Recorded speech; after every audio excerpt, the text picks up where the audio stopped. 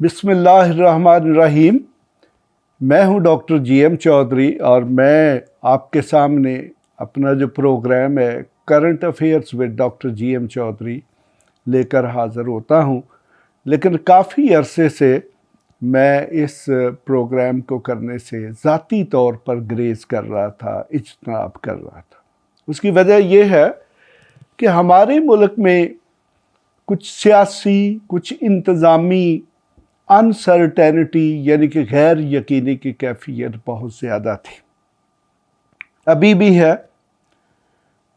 और मेरा ये नज़रिया है कि मैं कोई ऐसी बात ना करूं कि जिससे कोई ऐसी सूरत हाल पैदा हो जो कि मुल्की मफाद में ना हो।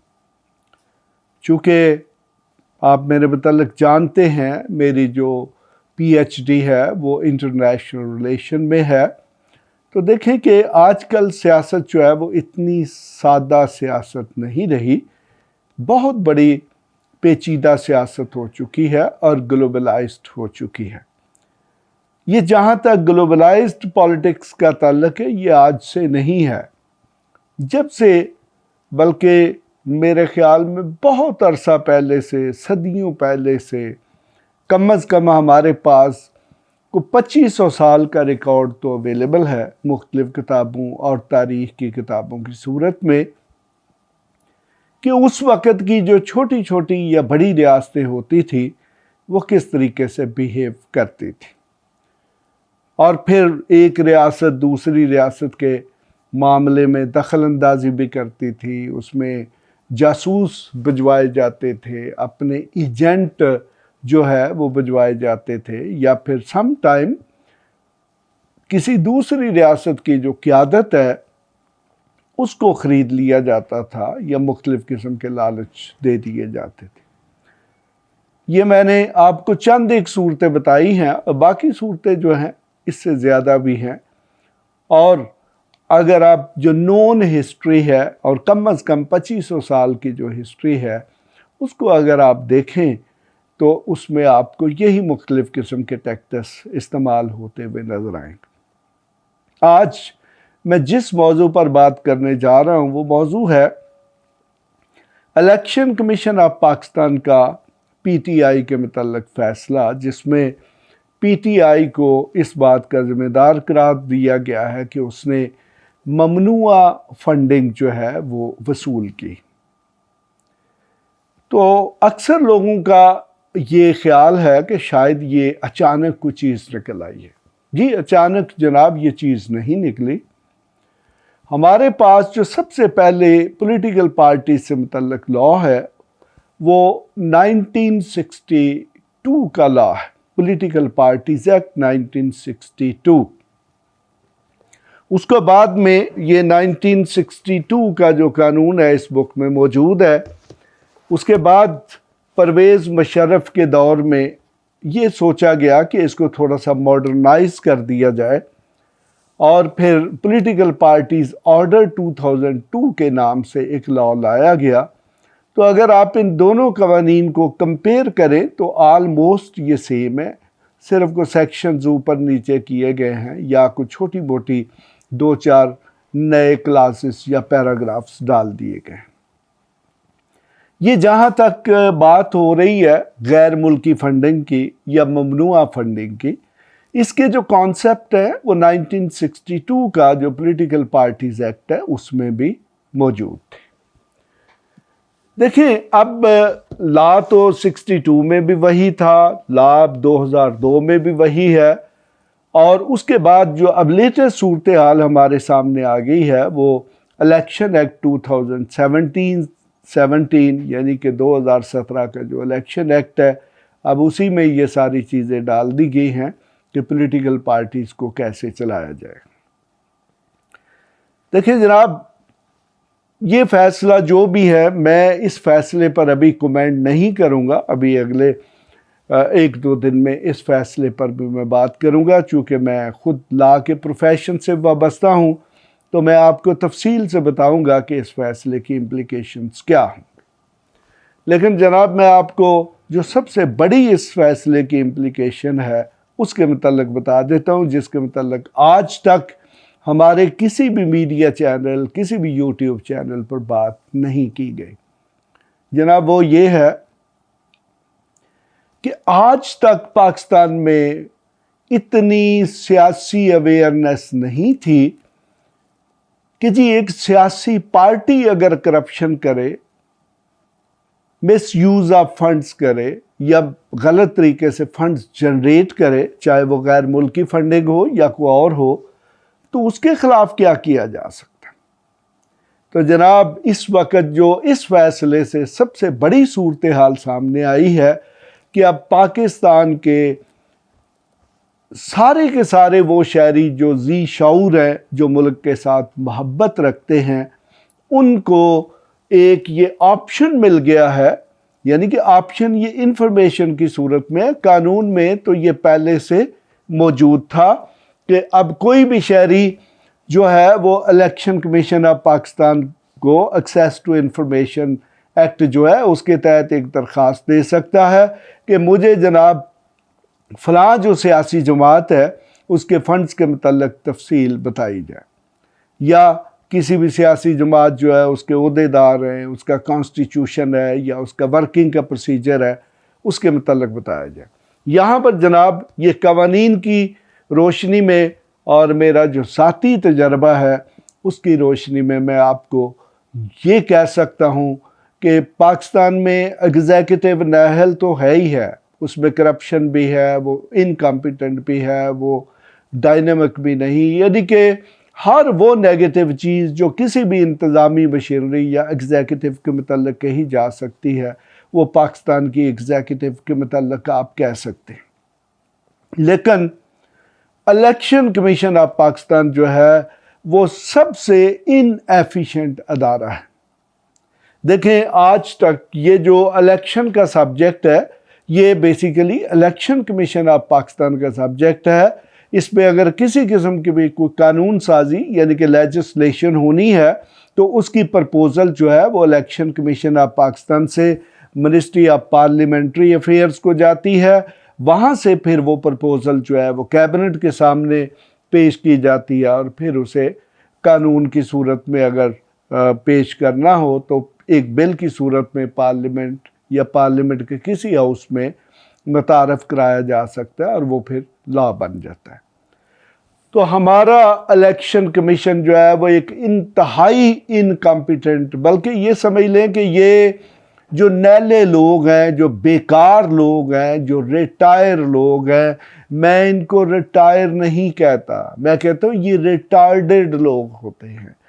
यानी कि देखें कि अगर एक शख्स गवर्नमेंट सर्विस के लिए फिट नहीं है 60 साल के बाद, एक आम सिविल सर्विस के लिए फिट नहीं है, तो वो फिर एक इंतहाई जिम्मेदार किस्म के ओहदे के लिए कैसे फिट हो गया।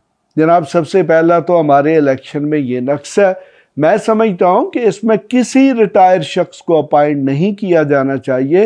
इलेक्शन कमीशन की जो भी अपॉइंटमेंट्स हैं वो मैक्सिमम यानी कि अगर मिनिमम भी एज रखनी हो तो वो 50 साल के शख्स को अपॉइंट कर देना चाहिए, ताकि उसमें इतनी जुर्रत हो, उसके पास इतनी करज हो, एनर्जी हो कि वो एक बहुत बड़ा काम कौमी फरीज़ा जो है सर अंजाम दे सके।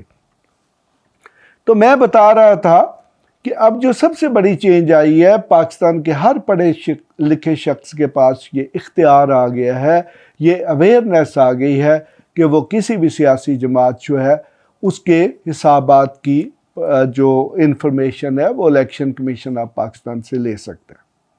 तो लिहाजा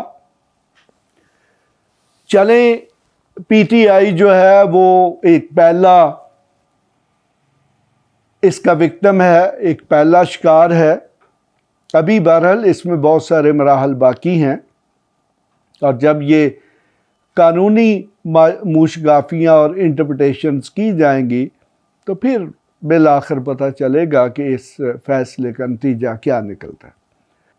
अब ये नतीजा ज़रूर निकल चुका हुआ है कि पाकिस्तान के हर शहरी के पास ये इख्तियार आ गया है, अवेयरनेस आ गई। इख्तियार तो पहले भी था कि वो किसी भी सियासी जमात जो है उसके हिसाबात के मतलब इंफॉर्मेशन ले सकता है।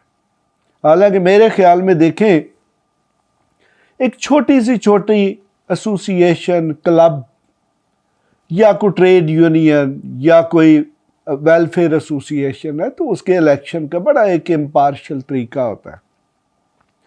हमारा इलेक्शन कमीशन इतना नाअहल अदारा है कि आज तक इसने कोई ऐसी लेजिस्लेशन इंट्रोड्यूस नहीं करवाई कि जो सियासी पार्टियों की जो इंटरनल वर्किंग है उसको किस तरीके से रेगुलेट किया जाए।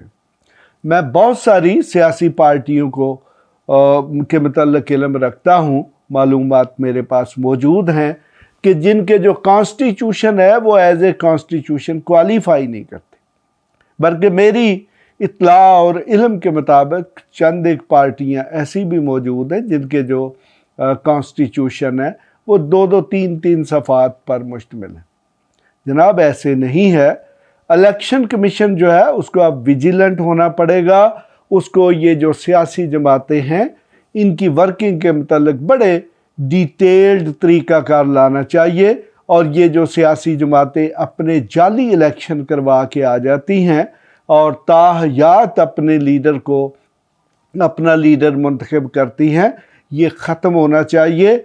और ये जो ग्रास रूट लेवल तक की पार्टी की ऑर्गेनाइजेशन है उसको अपने लीडर या मुख्तलिफ सतह के जो लीडर्स हैं उनको मुंतखब करने के लिए उनका रोल होना चाहिए। यानी कि मैं ये बात कह रहा हूँ कि ये जो सियासी जमातें जमहूरियत चाहती हैं, वो नुमाइंदगी चाहती हैं, तो सबसे पहले जनाब ये जो सियासी जमातें इनका अपना सिस्टम तो नुमाइंदा होना चाहिए। लिहाजा देखें जी, हमारा जितना भी पढ़ा लिखा तबका है और ख़ास तौर पर जो वकला का तबका है, मैं उनसे ये गुजारिश करूँगा कि अब वो पाकिस्तान की जितनी भी सियासी पार्टियां हैं, जो भी उनकी दिलचस्पी की है, उनके मतलब कि उनके अखराजात क्या हैं, उनके कॉन्स्टिट्यूशन का स्ट्रक्चर क्या है, वो अपने लीडर के इंतखाब के लिए इलेक्शन कैसे करवाती हैं, इलेक्शन कमीशन ऑफ पाकिस्तान से ये मालूमात मांगे और इलेक्शन कमीशन ऑफ पाकिस्तान ऐसी मालूमात देने का पाबंद है। अब अगर हमारे अवाम इस तरीके से बिहेव करना शुरू कर देंगे तो यकीनन अगले 5-7 साल में हमारी सियासी जमातें जो है उनमें भी जमहूरियत आ जाएगी और उनको भी ज़िम्मेदार बनाया जा सकेगा। तो आखिर पे मैं ये कहूँगा कि ये जो जजमेंट है, इस जजमेंट का पीटीआई को क्या नुकसान होगा या बाकी सियासी जमातों या पीडीएम को क्या फ़ायदा होगा, वो तो अपनी जगह पे है। लेकिन इस फैसले से हमारी जो अवाम है उसको बहुत ज़्यादा अवेयरनेस यानी कि आगाही हासिल हुई है।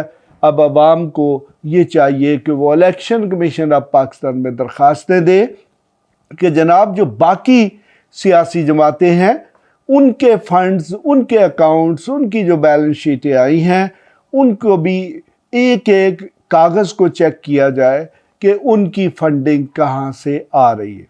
जब तक जनाब सियासी जमात खुद ट्रांसपेरेंट नहीं होगी उस वक़्त तक हमारे मुल्क में जमहूरियत नहीं आ सकती, एक अच्छा इंतज़ामी सिस्टम काम नहीं कर सकता।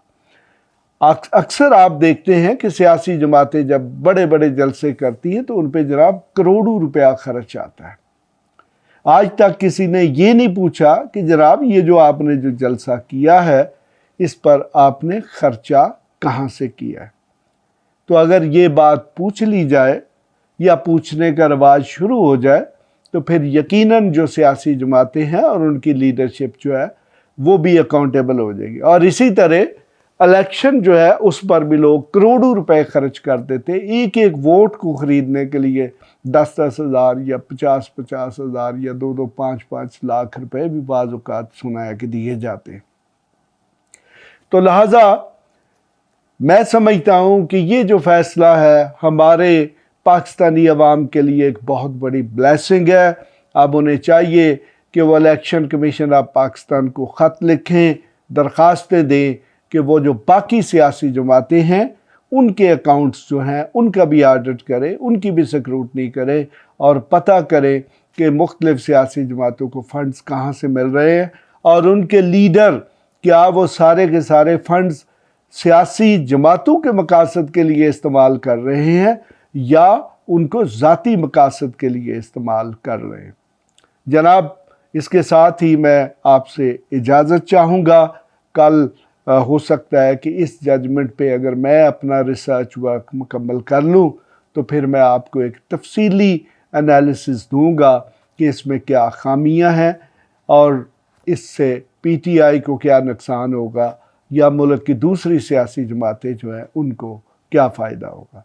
तो इसके साथ ही मैं डॉक्टर GM चौधरी आपसे इजाज़त चाहता हूँ। खुदा हाफिज़।